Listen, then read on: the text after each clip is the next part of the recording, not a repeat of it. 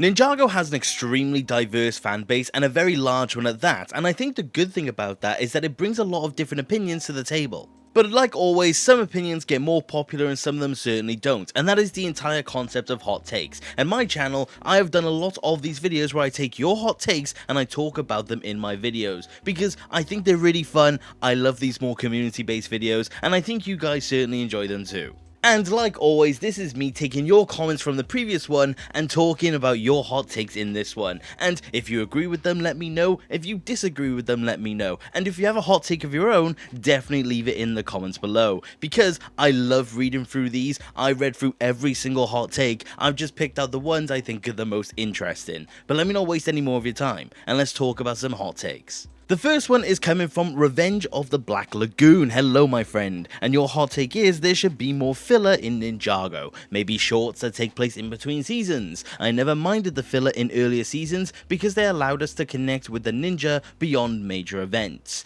and honestly I completely agree with this. I think a part of the charm that the earlier seasons have is the fact that there were filler episodes. I mean, season 1, season 2 in particular were the ones that definitely had those filler concepts. And honestly, I think they were quite fun for what they were. I mean, of course, you wouldn't say Ninja Ball Run compares to Green Destiny, but you would also say that they both have their own place within the show. You need these really lore-heavy, story-driven episodes, but it's also nice to get those nice and simple The Ninja Go for a Race episodes. And like you said, it is exactly that. It helps us connect more with the ninja, it helps us learn more of their personality, it helps us learn more about what the actual happenings of the characters are. And those earlier seasons is definitely the reason why we love the original 4 Ninja in particular, because we got to see them messing around, we got to see them doing little odd jobs, we got to see them go about their day. And I think that kind of goes unnoticed in later seasons, and I do wish it would come back. Does that necessarily mean we need thick chunks of filler throughout all the seasons? Not necessarily, but it would be nice to get more simple episodes sprinkled throughout, especially now in Dragon's Rising, where we do have a lot of different cool concepts that we could approach. And Ninjago Dragon's Rising does have filler, don't get me wrong, Zane Day, but at the same time, it could be done a little more frequently because it does feel like to an extent we don't get it enough. But yeah, Black Lagoon, honestly, I completely agree with you on this. It definitely is something we should get more, because I think it would be actually very fun to actually get. And also, like you said, shorts between seasons would definitely be nice as well. I mean, Prime Empire did it, and they actually then tied it into the season. Of course, the whole thing of Jay and Nia dancing. So, I definitely agree with you on this one. I do feel like some people might argue this isn't too much of a hot take, but there are definitely people out there that really don't like filler episodes. So I would consider it one, and thank you very much, my friend. The second one comes from Legoin Legion 458. Hello my friend, and your hot take is Wu should have stayed under the effects of the reversal blade for much longer. It would have been so cool if he grew up over the course of many seasons than rather going back to his normal old age at the end of Hunted. Like, I love the scene where he turns around and has a mustache and goatee. It would have been great if he stayed around the ninja's same age since after the first 7 seasons. He didn't do much to offer in the old man mentor role. I would have loved young Wu being a part of the ninja team, and therefore getting the focus of a proper main character rather than just a support character, and continuing to gain bits of memory back over the course of 5 to 7 seasons. He could still age faster than the other ninja, but not nearly as fast as he did.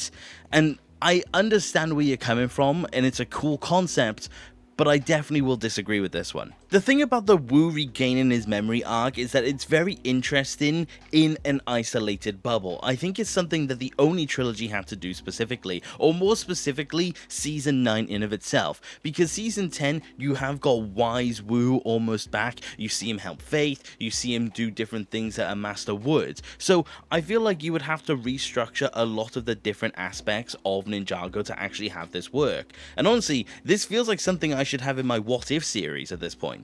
But I think I will disagree, because I feel like it would have almost gotten in the way of other seasons. I feel like having to go as a multi-season thing, like you said, 5 to 7, so say it started in Season 9, that would take it all the way to at least Season 14, which means Secrets of the Forbidden Spinjitzu would have been affected, Prime Empire, Master of the Mountain, and even Seabound. So I do think it's interesting that it would have such an effect, but I feel like it would also get in the way of other things. because I feel like it wouldn't really allow the plot to really develop. I feel like it would almost leave Wu kind of stranded almost, and I just don't really know if it would really translate beyond the point.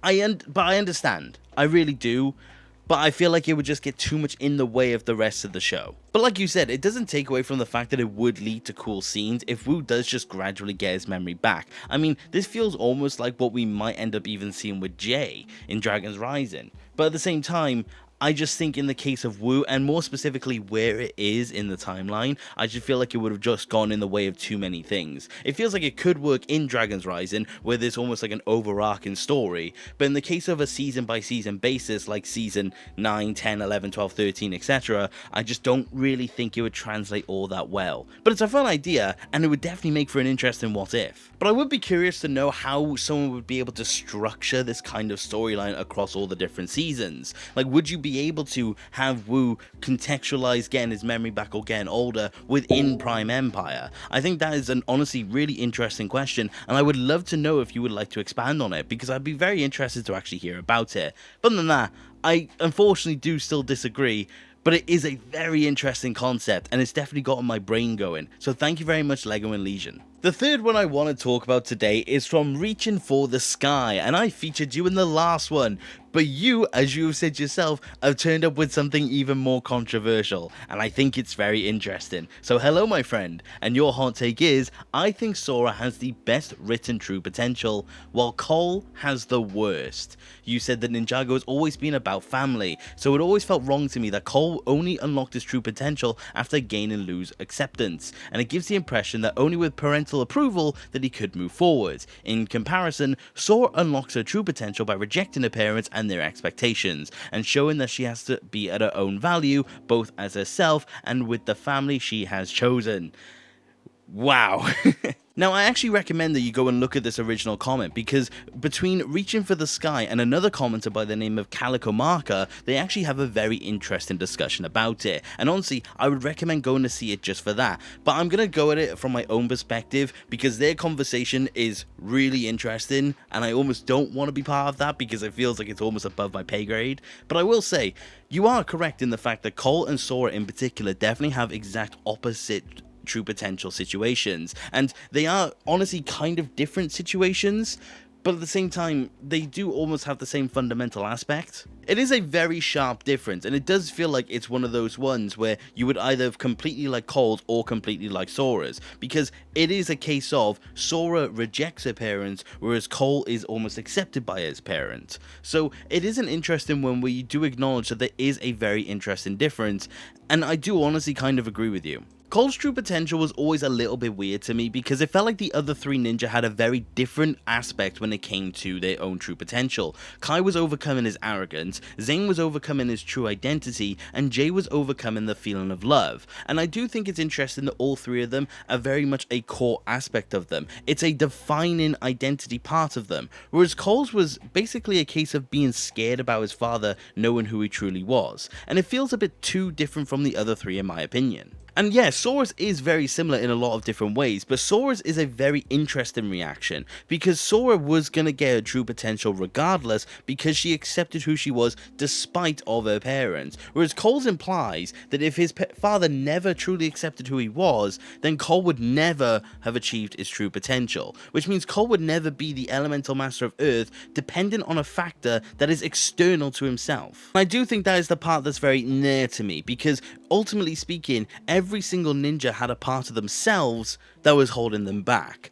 But this does imply that if his father simply did not accept him, then Cole would never have found his true potential. And I honestly think that is very, very weird, and it honestly makes me agree with you. But I definitely think it's a topic that's very much more open to interpretation, because your conversation with Calico Marker does go in a completely different direction to what I've just said. But that is kind of my takeaway from your hot take. So that is where I'm going to leave it here for now. I would love to have both you and Calico both expand on your points and even take my one into consideration, because it's an interesting topic, but I just think there's so many different angles to it. But I would say at an overall, I currently do agree with you, but I'm definitely open to having my mind changed. And honestly, anyone who has an opinion on this one, I would love to know.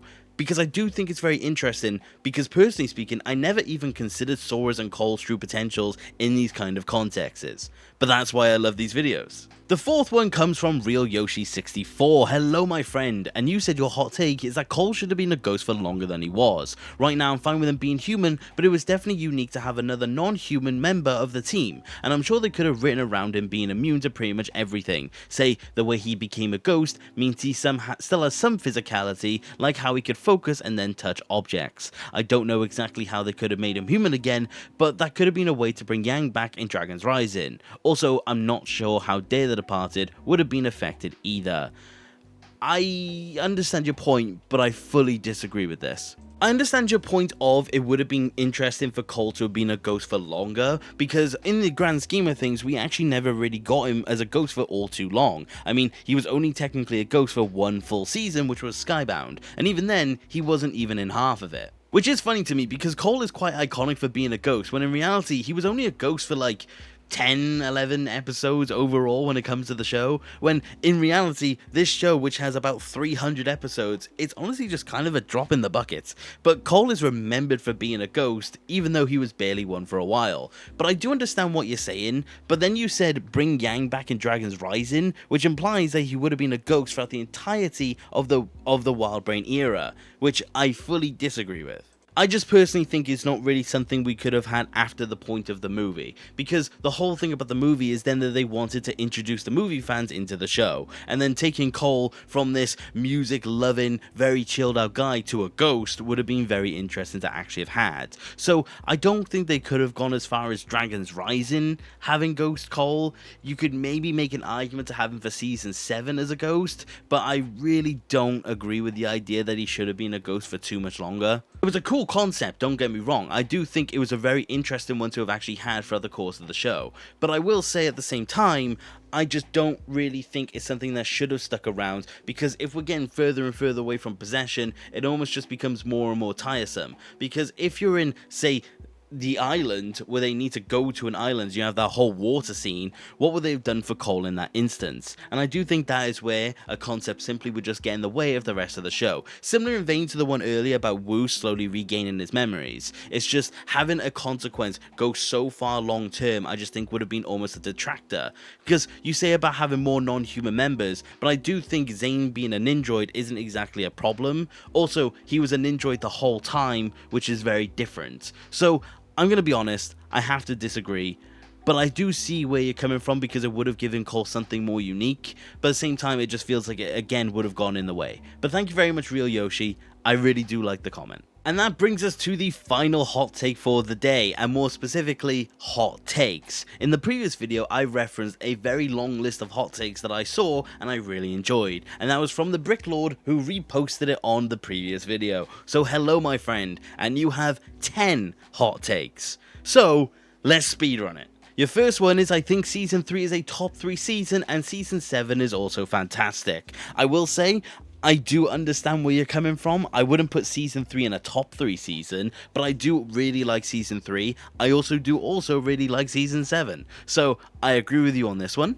Your second one is, personally, the Oni trilogy is not that great in my opinion, and ultimately all the seasons ranked fairly low on my ranking. The seasons list numbers is 15, 16, and 18 out of the 20 current installments. I completely disagree with this, because all 3 of them are top 10, if not top 5 for me. Although I am very curious as to why you have them so low, because that is a very interesting thing. Also, what are the 2 that are worse than the Oni trilogy? I do think that is very interesting. And the one that's in 17th.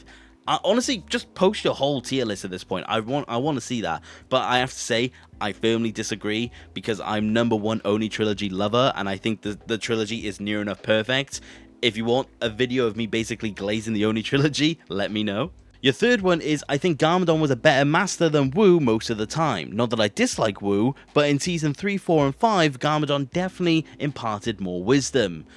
I would agree in a vacuum. I think in Season 3 and 4 in particular, where he was mainly around, and obviously he does have the scene with Lloyd in Season 5, I do think Garmadon does give the ninja a lot more than Wu does, but I think that just comes down to the difference in their teaching style. I don't think it's necessarily easy to compare the 2, but again, I do understand where you're coming from, because Garmadon definitely made more of a connection with the ninja during those seasons. but I just think it's too difficult to compare them, honestly. So I agree, but in context of the seasons where he was around. Your fourth one is they should have never have changed their ninja character designs. While it doesn't bug me as much now, the old ones are far superior.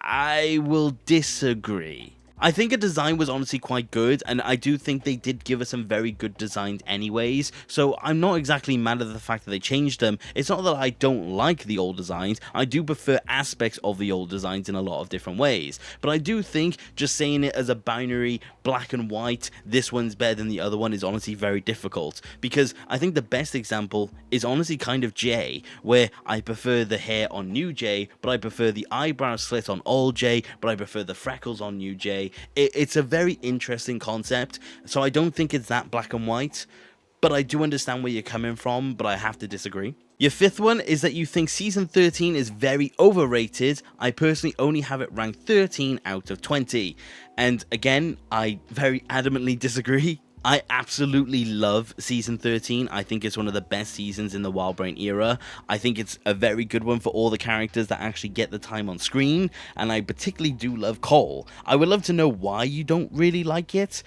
but I definitely have to disagree because I just think season 13 is really good. Your sixth one is that Day of the Departed is not that bad. Personally, I think it's a great 45-minute installment with a wonderful message. Sure, it didn't reach its full potential, but it's what we got is definitely far from bad. So, I definitely agree, but for a very specific reason. I agree because in that 45 minutes, I truly think we got a lot more than a lot of people actually let on, and it's why I'm actually really looking forward to doing a full breakdown of Day of the Departed. So, I fully agree. I'm going to leave it at that for now because I do want to get a Day of the Departed video out soon. If you guys want that, please let me know, but I definitely agree with you. Number 7 is that you don't really like villains such as Chen, Ultraviolet, and Asphera, and whilst I disagree because I do like all of them in very different ways, I can definitely see the issues that you could have with them. Obviously, I don't know what your reasons are specifically, but I can say what I have heard. I know people think Chen is just a bit simply too much. I think people have said Ultraviolet is also just very overbearing, and Asphera at times can feel very one note.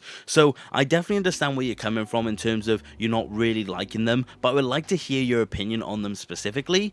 But I will say I do disagree because I do actually like them. Your 8th one is you think Season 2 as the final battle and the finale is definitely underwhelming and nowhere near the best finale in the show. And I can see why you're making that point, but I feel like at the time it was very different. Remember, at the time, this was the big event, this was the ending to the show, and I think when you were there at the time, it was definitely fantastic to actually have. I think a lot of people, including myself, loved that episode purely because it was the finale of Ninjago. Of course, in context now, it may not be the best finale we ever got on the show, and there definitely have been better ones, such as Season 9, Season 10, I would argue Season 15, but that's a whole different thing.